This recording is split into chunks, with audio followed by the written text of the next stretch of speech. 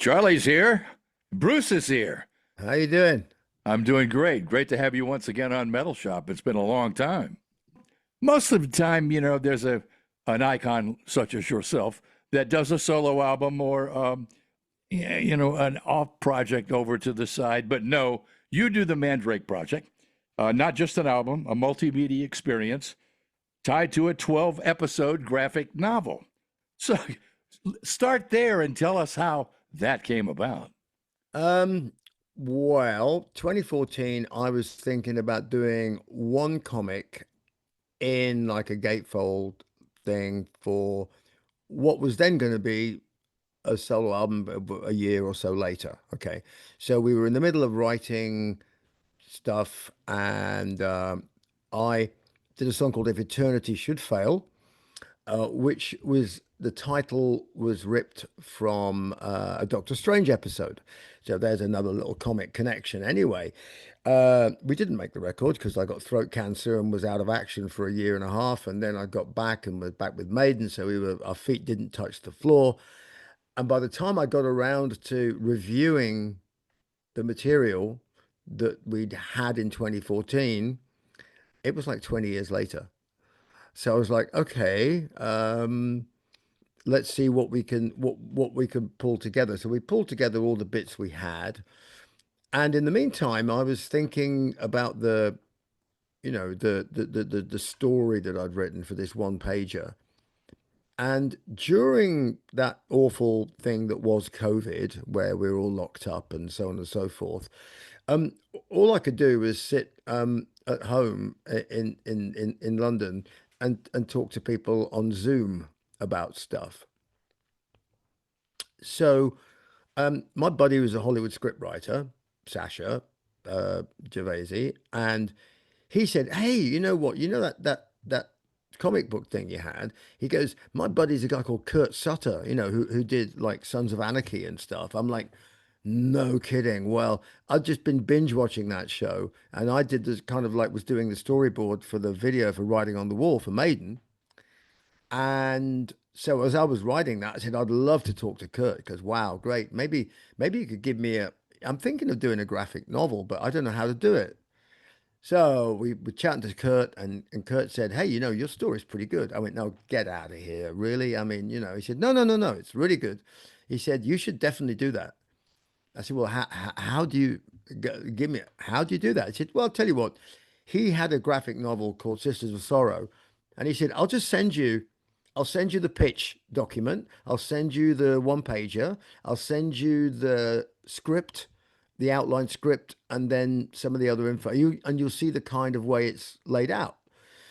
So I went, okay. So I just read it, thought, okay, let me have a go at this. So I did backstories, characters, planned out the episodes here, there, and everywhere.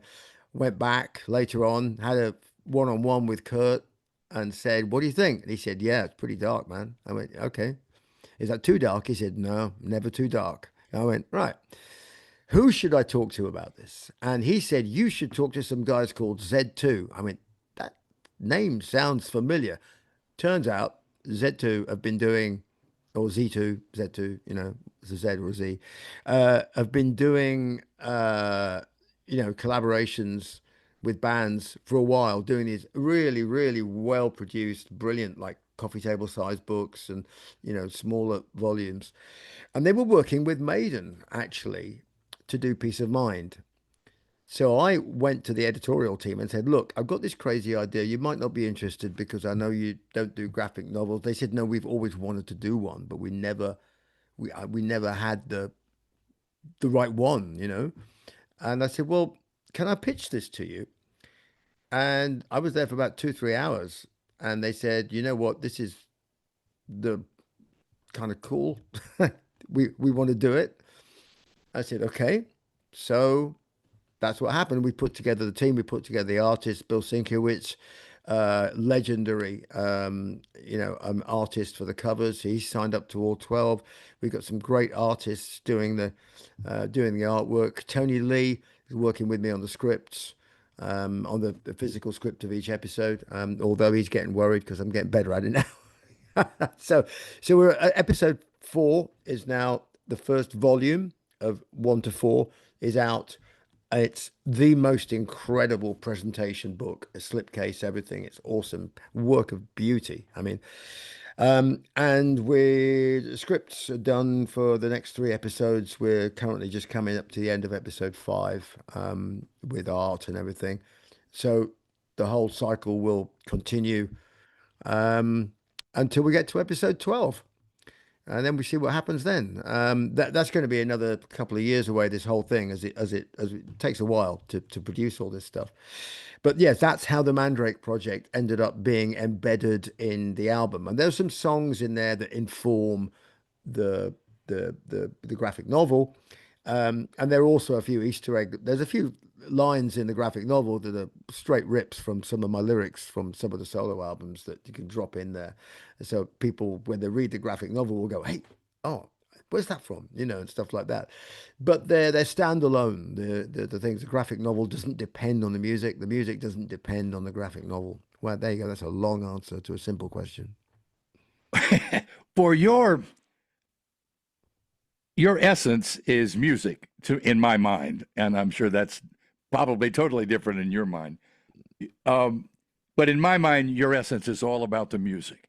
Yeah, When you're doing, my essence. I'm gonna stop you there, not because I want to be rude, but because the realization that I've come to after 35, 40 years of doing my essence is that my essence is actually storytelling.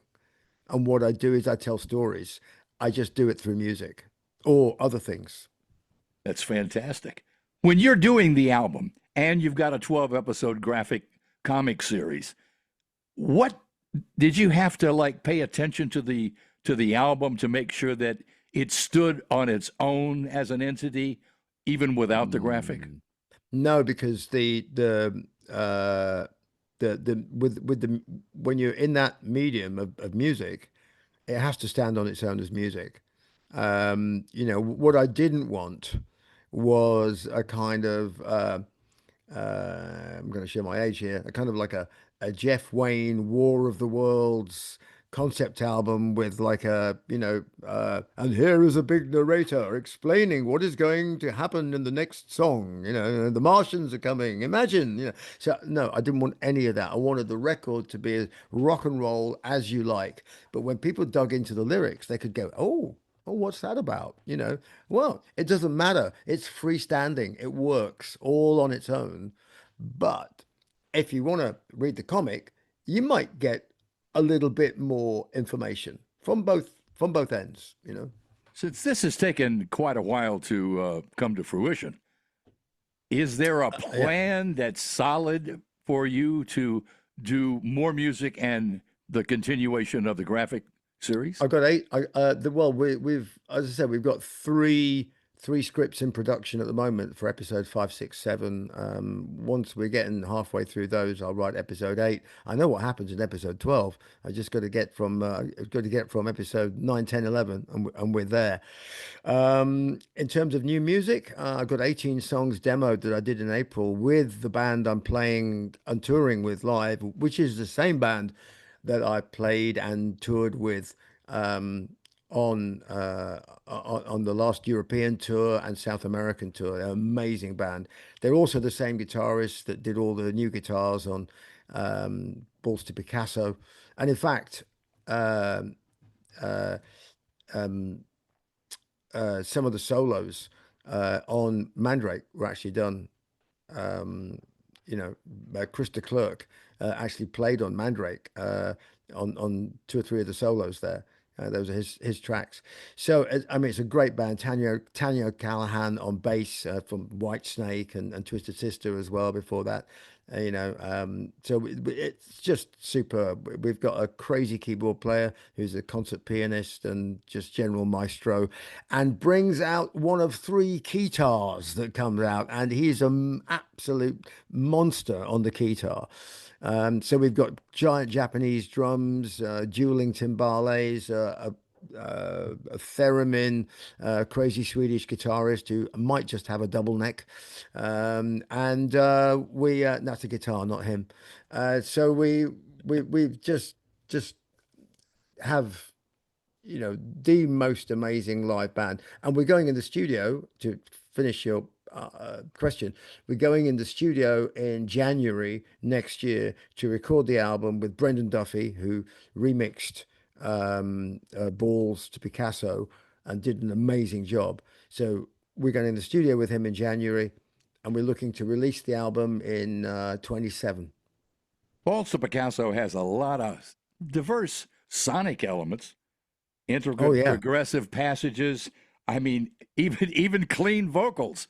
Uh, how did all of that come about, or is that just a natural thing that came out of the group of people that you assembled?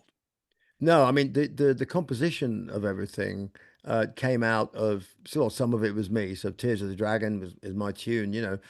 Some of the other stuff came about. So we had some of the other songs kicking around. A lot of it was me working with Roy, um, and he was coming up with the riffs, and I was coming up with the vocals and ideas and things. Um, and then we chucked in a few curveballs.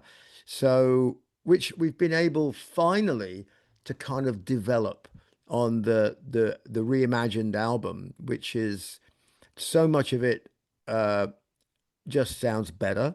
So we've not replaced anything on this record. Nothing has been changed, but some things have been added. So big, heavy, crunchy guitars have been added. So a lot of the tracks sound way, way heavier than they did when they were first conceived. Uh, Most of the things can be improved by modern technology. So the existing drums just sound louder, fresher, brighter. But we've got a big orchestra on Tears of the Dragon, which is immense.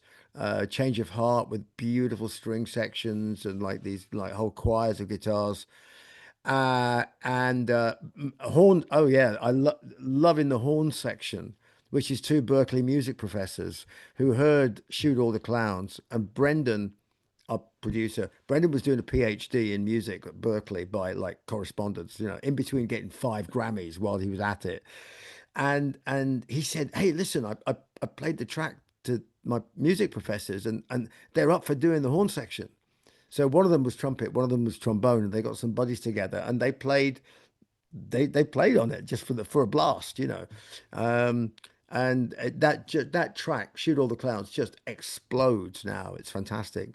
So and then I should mention Antonio Tioli, Brazilian composer, who lives in LA, and he initially said, "I love that song, Gods of War. Could I do something with the percussion on it and put some like Brazilian percussion and there's bird calls?" He lived in the Amazon for like 2 years and recorded all this stuff. And obviously it's samples and brought it back and we put that on. And then he said, "Have you ever thought of orchestrating Tears?" I went, "I've always wanted to orchestrate Tears." He went, "Could I do it?" I went, "Yeah, yeah, have a go." So it's beautiful. I mean, it's emotionally up there. I mean, it's amazing. So the orchestra is Antonio. Well, tell me a little more about Gods of War. Well, Gods of War is it's about the industry of it's about the industry of warfare, basically. That this stuff just goes on. People fight wars and people die, and in the meantime, a lot of people make a lot of money out of it. Which is not to be so naive as to say that you must never ever fight a war. There are some times when you have to protect your country, protect your loved ones, and things like that, or fight against a really intense evil like Hitler and the Nazis and stuff like that. But there's a lot of wars are fought because of egomaniacs and narcissists who end up in power in countries and just think, yeah, let's just throw a few 100,000 people on the fire for the sake of my ego. So the song is more about that, and also the way that we do kind of glorify war. In our movies and even cowboy movies and violence, it's seen as something manly to like take a 6 gun and shoot a guy. It's like, yeah, maybe, couldn't you just like take him down and sit him down and give him a good talking to? You know, I don't know, maybe not, maybe not. That's not the world we live in. But I mean, I know a lot of guys in, um, yeah, basically in special forces units around the world, and I've spent quite a fair amount of time with them. And the one thing I find about the military is they are generally the last people that want to fight a war. And when they do it, they're very good at it. So you better not fight them because they'll win. But the whole point is to win by not fighting. You have a title in the military, don't you? An honorary title? I'm an honorary group captain in 601 Royal Auxiliary Air Force Squadron, Royal Air Force.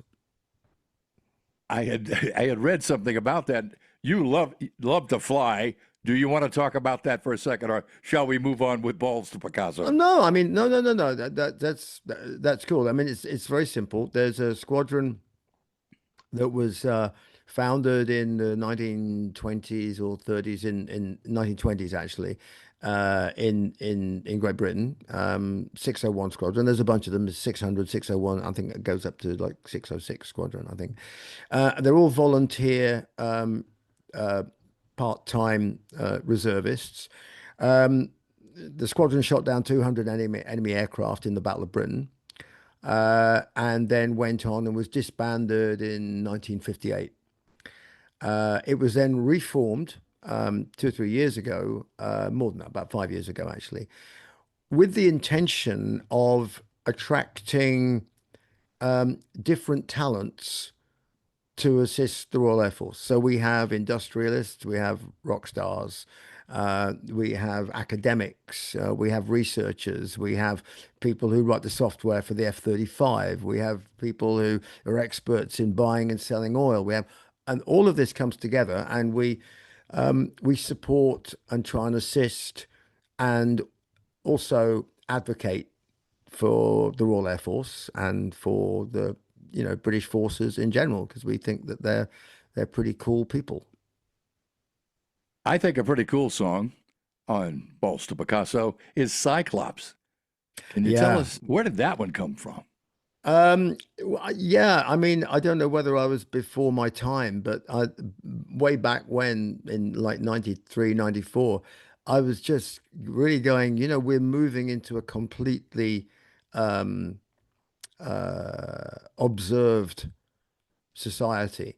And now we even have the crazy thing where people are observing themselves and like TikTok and all the rest of it, and the influencers who, I mean, so you need no qualifications whatsoever to be an influencer and influence people with your like sometimes kind of dumb opinions. Um, and so this is this crazy world in which we're so obsessed, not all of us, but many people are so obsessed with influencing other people and this kind of like narcissistic, hey, look at me. Now I can talk. I stand in front of like 50,000 people and go, hey, look at me. But when I step off stage, that's it. It's over. It's done. I don't think that that has any value other than what I'm actually doing. And the reason you look at me, hopefully, is because I'm singing some stuff or I'm telling you a story or whatever. But when it's done, it's done. I don't need to walk around with the equivalent of a mirror attached to my face to know that I'm a good person. And I just get worried about people's mental health with the stuff that goes on in the web. It's so people get weird ideas about body image, about stuff like that, and people becoming addicted to plastic surgery and all the nonsense about, what's fat, what's not fat, what's this, what's that. I just think it puts too much pressure on people, and people forget how to be a community anymore. That's why we're in Maiden, we're trying to say to people, you know, kind of when you come to a show, why don't you just keep your phone in your pocket and try and look at everybody else around you enjoying the show and be there for the people that you're with. Is that a requirement now to go to your show? It's not a requirement, it's a request.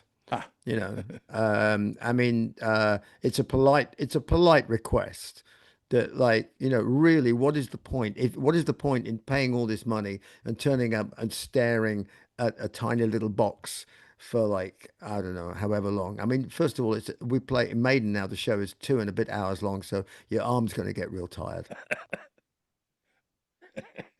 The what did you discover about your own creative process, your voice, your artistic desires, crafting the Project? Was there? Did you find out something you didn't know before? Yeah, I mean, it's certainly. I'd say it's a more, um, in some respects, it's a very emotional album. Particularly, I mean, the last track, Sonata, um, is is very raw, and that comes partially from the fact that a lot of the vocal on that was done kind of almost like free association. Well, I just went into the studio and the backing track was just there as a kind of like a big old dreamy thing. And Roy played it to me and said, well, "What do you think?" I went, "That's really cool. I don't know what we do with it. Do we chop it up?" Well, I mean, it's like 8 minutes long or something crazy. I said, "Hey, you know what? Dim the lights. Let me just go in the studio and I'll get a little pad of paper and I'll come up with something. I don't know what, you know." And then that's how the song kind of developed because it got to the bit where there was this big lift and I just started singing, "Save me now, save me now." Oh, that's it. That's the key. That's the key to unlock the story. So what am I saving? Who am I saving? Is it me? Is it who is it? What is this? So I kind of decided to turn Sleeping Beauty on its head, and that's what the story is about. Is there anything you want to tell us about the tour next year in Oh yeah, I mean, 2026? so first of all, it's the amazing band that is going to record the new record with me is going to be the same band that toured in Europe with me, and is going to be the same band that's going to tour with me in 2027 when we release the new record, or at least that's the idea anyway, to release the new record. Um, Okay, so it's 27, not 26. oh no, we're not releasing in 26. We're making it in Oh, okay. I was 26. talking about the tour. Yeah. No. I'm This getting this them confused. No, the upcoming tour. So this summer, I'm touring the USA for the first time with Mandrake, and also stuff. We're playing stuff from Chemical Wedding, Accident Birth. I mean, I've got 7 studio albums to pick from. Obviously, I'm going to be playing some stuff from Balls to Picasso. So Tears is going to be in there, and some other stuff. Gods of War probably for sure. And like a real cool mix of tracks. I mean, stuff like The Alchemist. People have like in Europe, they were like, "Oh my God, he's playing The Alchemist from Chemical Wedding." I'm like, "Yep, we're doing that." And Chemical Wedding and other things too, that people will go, "Oh, that's really cool." I hope they do anyway. Um, I was, because I'm going down to South America on this run just for one show, because the reason is it's the 40th anniversary since I set foot in Rock in Rio. And there's a big festival in Sao Paulo called the Town. So it's a huge festival. I'm down there. I'm going to be doing the show. Um, so I'm going to play one of what I might call my maiden songs, because obviously I wrote some of them completely on my own. Da-da, people still think that when it puts my name up there, people say, "Hey, who wrote the guitar part to Revelations?" I went, the bit where it says who wrote the song? Did you see anybody else's name there? They go, "Oh, man, I didn't know you play guitar, man." Yeah. So anyway, I used to play guitar with Maiden for 10 seconds on stage, but I think the bastards never plugged it in. So, I'm in Rio and the sound was awful. I got so pissed off. I like took the guitar off. I was so grumpy. I hit myself in the head. Blood all coming down from a head wound from the guitar, from the edge of the guitar. That was all on the big screen. So the audience were like, "Oh my God, he's bleeding for his heart." The manager asked me to squeeze it some more because it looked great on the cameras. Um, and that photograph became kind of legendary in Brazil. Um, so I'm going to do that song down in Brazil. And I thought, hell, if I'm going to rehearse Revelations for Brazil, damn it, I might as well do it in the USA as well. So I think that'd be kind of cool. We're not playing it on this next tour, this next Maiden tour. So, and I think because it's my song, If I want to tweak a few things and make a few little alterations that I think might, maybe make it a little bit better, then yeah, it's my song. I'll do what I damn well like. I know we're getting close to running out of time here. I want to thank you so much for spending time with us on Metal Yeah. Shop. Yeah, well, as I say, there's nothing beats a real live band, and I stress a real live band. There ain't no auto tuning. There's no like fakery. There's no like whatever it's called, vocoders, melodyning, all that kind of stuff. Whatever that means. I don't even know how to do it. So yeah, when my lips move, sound comes out. It's you. Where are you? East Coast, West Coast? No, Where do actually, I'm in you? Kentucky. Oh, that's not far away from Yeah, Louisville. you're doing Louisville louder We're than playing louder life. than life. That's There you right. go. Well, maybe I don't I'll know. come over and see you. Maybe we'll let you do Yeah, it yeah, then. yeah, yeah, yeah. Bring what used to be called a tape recorder. Okay. Hi, this is Bruce Dickinson, and you're listening to Charlie Kendall's Metal Shop. All Super cool. Thank you, man. right, thank you. Cheers, mate. Bye bye. Bye.